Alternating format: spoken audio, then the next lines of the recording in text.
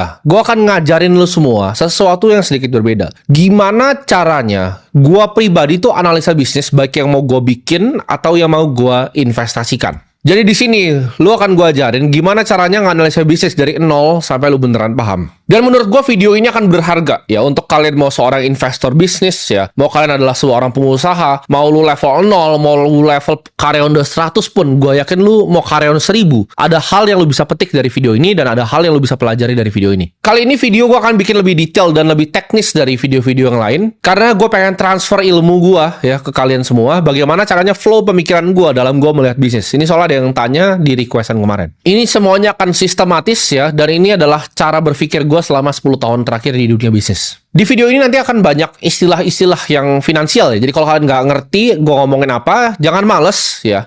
Jangan komen, tapi kalian cari di Google atau kalian cari di AI ya, silakan sana. Gue akan bagi video ini jadi 3 segmen ya. Segmen yang pertama adalah fundamental dari bisnis, 2 adalah pattern keberhasilan, dan yang terakhir adalah jurang bisnis. Jadi kalian tidak perlu ya ikut kelas manapun ya. Ini kalian nggak perlu ikut MBA juga kuliah. Kalian cukup nonton satu video ini. Gue yakin lu bisa analisa bisnis sampai sempurna. Kita akan mulai dengan building block yang pertama, yaitu fundamental dari sebuah bisnis. Lu mau belajar main golf, lu mau belajar main basket, semuanya sama ya. We start with the fundamentals. Kita mulai dari fundamental. Sama seperti bisnis. Kalau lu nggak mulai dengan fundamental yang kokoh, bisnis lu bakal berantakan ya. Dan kedepannya lu investasi bisnis, lu nggak ngerti fundamental bisnis itu apa ya, lu investasinya masih berantakan. Fundamental dari bisnis yang pertama itu adalah capital allocation. Sebuah bisnis itu adalah sebuah mesin, ya, mesin yang bisa menghasilkan uang. Jadi hal terpenting ya, yang pertama fundamental dari seorang pebisnis atau bisnis yang kalian mau investasikan adalah bagaimana caranya mereka mengalokasi capital. Gimana cara mereka mengalokasi uang yang mereka punya. Dalam mengalokasi capital ya, hanya ada 4 cara ya. Kalau kalian punya bisnis atau kalian mau berinvestasi di bisnis, dalam bisnis itu mengalokasi yang namanya capital. Yang pertama adalah capital expenditure ya, dia investasi untuk capex bisnisnya. Nanti ini semua akan gue jelasin satu-satu ya. Yang kedua itu adalah R&D dari advertising. Yang ketiga adalah merger and acquisition ya, M&A. Yang keempat adalah antara share buyback atau enggak dividen. Jadi ini gue akan jelaskan secara rinci. Pertama adalah capital expenditure ya, ini paling sederhana. Lu bisnis jualan baju ya, lu generate duit. Misalnya contoh lu adalah Zara atau H&M. Lu jualan baju, lu dapat duit. Dari duit itu lu pakai untuk apa? Lu pakai untuk buka outlet yang baru untuk mendapatkan omset yang lebih banyak. Ini sama seperti restoran ya, Haidilao. Haidilao ketika dia jualan restoran ya, dapat duit. Dia lakukan apa? Dia ekspansi outlet ke Indonesia. Dia ekspansi outlet ke Malaysia. Dia ekspansi outlet lagi di Singapura. Atau lu restoran besar, ya lu restoran besar, lu berinvestasi ya, dari hasil uang lu untuk lebih efisien lagi, lu invest capex ya, capital expenditure untuk bikin central kitchen. Contoh ya, ini H&M tuh punya sekitar 4.300 outlet di seluruh dunia. Dia hampir buka 1 outlet setiap hari sejak 2020. Ini adalah contoh yang gue sebut dengan growth capex ya. Jadi uang yang didapatkan dia investasi untuk mendapatkan outlet untuk ningkatin omsetnya lagi. Sama seperti Holy Wings ya, ketika dapat uang dari outlet misalnya ada 6 bulan atau 12 bulan balik modal, uang itu dipakai lagi ya. Caranya untuk mendapatkan omset lebih banyak adalah bikin outlet lebih banyak lagi. Jadi kalau Hello Sign Market udah ada misalnya mulanya 3, nextnya jadi 9, nextnya jadi 20. Contoh ya, seperti gue masuk Holy Wings Group di tahun 2024. Itu gue beli bisnisnya itu hanya 2,5 kali dari omset. Ya, jadi kalau kita sebutnya price to sales itu 2,5. Tapi di sekarang nih ya, harga yang gue masuk dulu di 2025 ini omsetnya itu udah double basically. Jadi gue dulu beli price to sales 2,5, sekarang itu sekitar 1 komaan. Jadi secara bisnis tuh udah lebih murah justru sekarang. Karena omsetnya itu double. Kenapa bisa double? Karena uang yang didapatkan itu diinvestasikan kembali menjadi outlet-outlet terus. Nah ketika kalian bisnis ya kan, kalian menghasilkan uang, yang pertama itu pastinya kalian mikir ke growth capex. Yang kedua itu adalah R&D dan juga advertising. Contoh perusahaan yang sangat berat di R&D adalah Apple. Ya, kita juga bisa lihat lagi perusahaan yang lagi rising star yaitu Nvidia. Nvidia berinvestasi besar di chip barunya yaitu Blackwell. Itu ngabisin R&D ya. Total perusahaannya nih R&D itu 12,9 miliar US dollar. Jadi hanya tahun kemarin aja dia ngabisin ratusan triliun rupiah untuk R&D. Kenapa? Ketika dia bisa keluarin chip yang lebih bagus lagi, contohnya seperti Blackwell, dia bisa jual di harga yang lebih baik lagi untuk menjangkau lebih banyak customer lagi. Sama seperti Apple, kalau dia bisa bikin iPhone tuh lebih tipis lagi, lebih canggih lagi, desain lebih bagus lagi, uangnya itu dihabiskan untuk yang namanya R&D. Nah, advertising itu juga jadi tempat untuk alokasi capital yang efisien sebenarnya. Contohnya seperti McD, seperti Coca-Cola. Mereka itu spending besar sekali, ya. Dari zaman dulu Coca-Cola tuh spending billboard itu untuk brand building.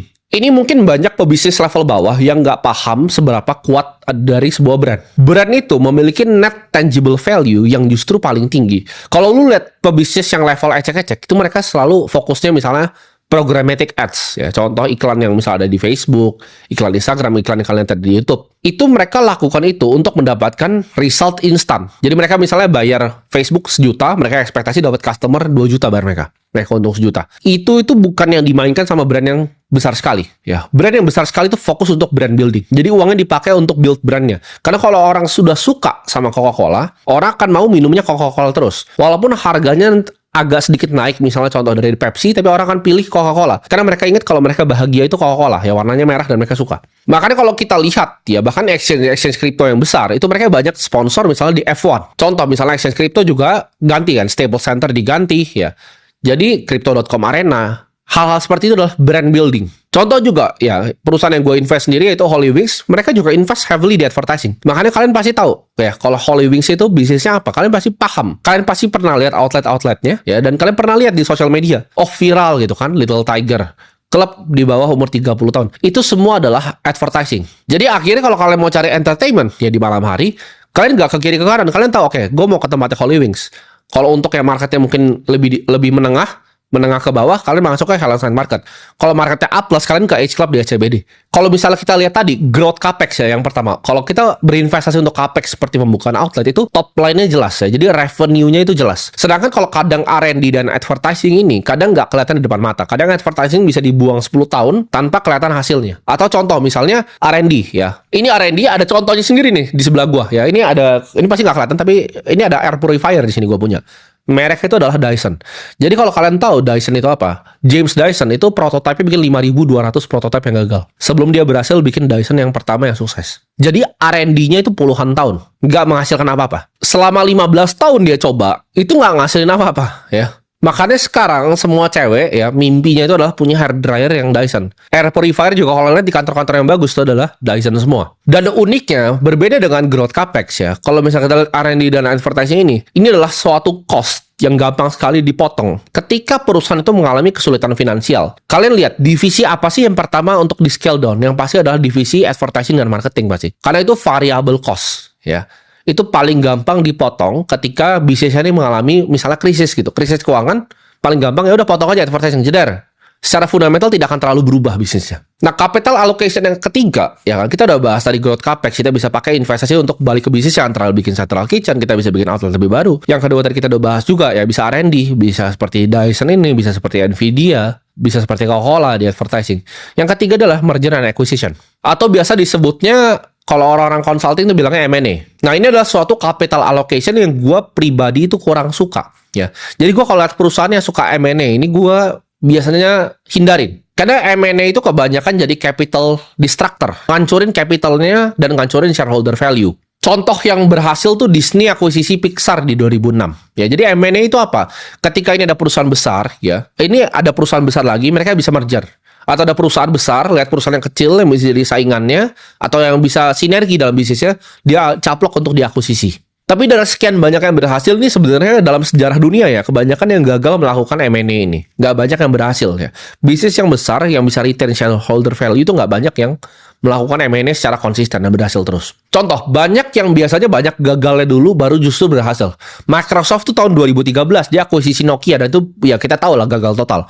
2016 dia akuisisi LinkedIn dan juga sekarang OpenAI yang berhasil. Tapi kebanyakan dari yang diakuisisi sama Microsoft ini jadi kegagalan total. Dan ini 2013 ketika Microsoft itu acquire Nokia, itu ngehancurin banyak sekali shareholder value dibanding dia melakukan yang keempat nanti yang gue membahas capital allocation ini. Jadi kalau tanya, lu prefer perusahaan yang seperti apa? Yang fokus di growth capex, R&D advertising, atau justru yang suka M&A? Gue akan jawab, gue suka perusahaan yang udah pasti di growth capexnya. Misalnya perusahaan seperti H&M, ya. Itu gue suka banget. Cepet banget. Ketika COVID malah, orang kan pada takut buka outlet. Tapi ketika COVID, dia lihat itu sewanya murah, dia hajar. Dar. Buka sehari satu. Gue suka tuh perusahaan yang seperti itu. Jadi preferensi pribadi gue biasanya avoid bisnis yang heavy-nya justru di M&A. Menurut gue tuh artinya biasa mereka tidak tahu apa yang sedang mereka lakukan dengan capitalnya. Nah, dan capital allocation yang keempat atau terakhir, ya ini jadi secara fundamental. Memang cuma ada 4 cara, ya tidak ada cara lain. Cara terakhir adalah antara share buyback atau dividen ke pemegang saham. Jadi uang sisa yang udah tidak bisa ke growth capex ya. Misalnya Holy Wings sudah tidak bisa buka outlet lagi, sudah tidak efisien untuk buka outlet lagi. Itu bisa dibagikan ke para pemegang saham. Kalau udah TBK itu bisa buyback ya, dibeli di pasar lagi sahamnya atau dibagikan secara dividen. Nah, ini kalau di luar negeri ini udah jadi hal yang lumrah ya untuk dibagikan secara buyback ya. Kalau kita lihat perusahaan-perusahaan yang sering buyback itu seperti Apple, seperti Nvidia. Mereka kalau ada laba bersih yang tidak dipakai untuk antara R&D, growth capex, mereka beli lagi sahamnya di public. Seperti Exxon kita lihat itu banyak sekali melakukan buyback. Tapi kalau perusahaan-perusahaan non-TBK seperti misalnya Bloomberg ya, mereka akan bagikan dalam berupa dividen ke para pemegang sahamnya.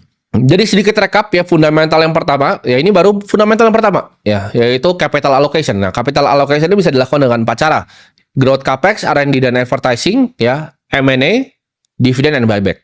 Fundamental yang kedua, ya dalam gue bisa melihat sebuah bisnis dan gue menganalisa bisnis gue sendiri, yaitu return on capital. Ini adalah ukuran seberapa bagus perusahaan itu menggunakan capital yang dimilikinya untuk menghasilkan keuntungan lebih lagi. Sederhananya itu. Nah, dalam melihat profitabilitas return on capital ini, ada 2 yang gue paling suka untuk ukur. Sebenarnya ada banyak cara, cuman ini yang gue pribadi paling suka. Ya, ada 2 cara. Yang pertama adalah asset turns. Ini mengukur intensitas asetnya suatu bisnis. Maksudnya apa? Bisnis itu, ya makin berat asetnya, itu akan diukur, ya, return on capital invested-nya berapa. Contohnya, lu punya restoran, tapi lu beli semua tanahnya, ya, lu bangun semuanya, itu kan jadi mahal tuh. Growth capex-nya tuh jadi mahal. Itu bukanlah bisnis yang seksi. Bisnis yang paling seksi, kalau bisa tanahnya lu kerja sama orang, lu tidak memiliki tanahnya, lu cuma bangun doang, terus lu bisa mulai jualan. Nah, ini disebut dengan bisnis yang asset light. Contohnya seperti Domino Pizza, ya. Lu kalau lihat sahamnya Domino's Pizza, itu terbang tinggi sekali. Kenapa? Karena dia pakai sistem franchise. Dia sangat asset light. Perusahaan yang asset light ini yang paling seksi. Contoh, Bluebird itu punya banyak mobil. Itu nggak seksi, itu nggak asset light. Tapi perusahaan, ya, seperti Uber, itu asset light. Dia nggak punya mobil sama sekali, orang yang pakai mobilnya cuma lewat aplikasi. Bisnis yang tidak perlu capital lebih lagi untuk misalnya membuka cabang atau mendapatkan top line, ini sangat-sangat seksi. Jadi kalau misalnya perusahaan-perusahaan seperti Domino's Pizza dengan franchise model, atau kita lihat perusahaan software seperti Netflix,